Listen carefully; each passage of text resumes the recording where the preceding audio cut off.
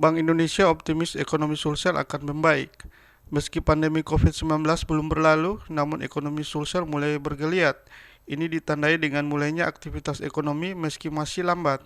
Kepala BI Sulsel Budi Hartono mengatakan berdasarkan kinerja investasi dan ekspor Sulsel mulai terakselerasi mendorong tren pemulihan ekonomi. Triwulan keempat 2020 lalu, investasi di Sulsel tumbuh 5,02% dari tahun sebelumnya dengan bangsa sebesar 38,7%. Perbaikan ekonomi diperkirakan terus berlanjut dan tumbuh positif di triwulan pertama 2021. Hal ini sejalan dengan prospek ekonomi Sulsel tahun 2001, yakni perbaikan ekspektasi pelaku usaha, mendorong kinerja investasi serta perbaikan kondisi negara mitra dagang ekspor didukung kenaikan harga. Budi Hartono mengatakan peningkatan investasi didukung oleh perbaikan penyaluran kredit investasi oleh perbankan dan stabilisasi sistem keuangan yang terjaga.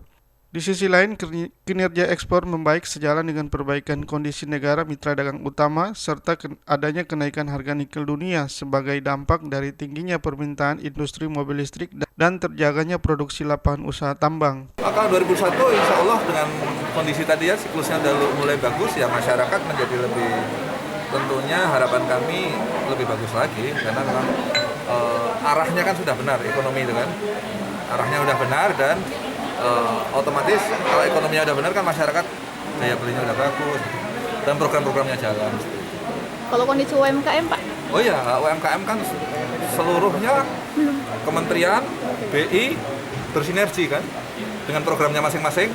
Ada Gerakan Nasional Bangga Buatan Indonesia, terus ada digitalisasi UMKM, ada program-program onboarding UMKM, literasi digital, literasi keuangan semua dalam bentuk concerted ya, lebih sinergis berkolaborasi. Budi juga menyebutkan lapangan usaha terutama konstruksi, perdagangan, dan industri pengolahan mengalami perbaikan kinerja sejalan dengan proyek yang terus tumbuh. Konstruksi tumbuh 4,8% dengan bangsa sebesar 14,5%. Faktor lain juga mendorong perbaikan ekonomi dengan adanya vaksin COVID dan hasil Pilpres Amerika Serikat. Erwin Basir, Fajar FM melaporkan.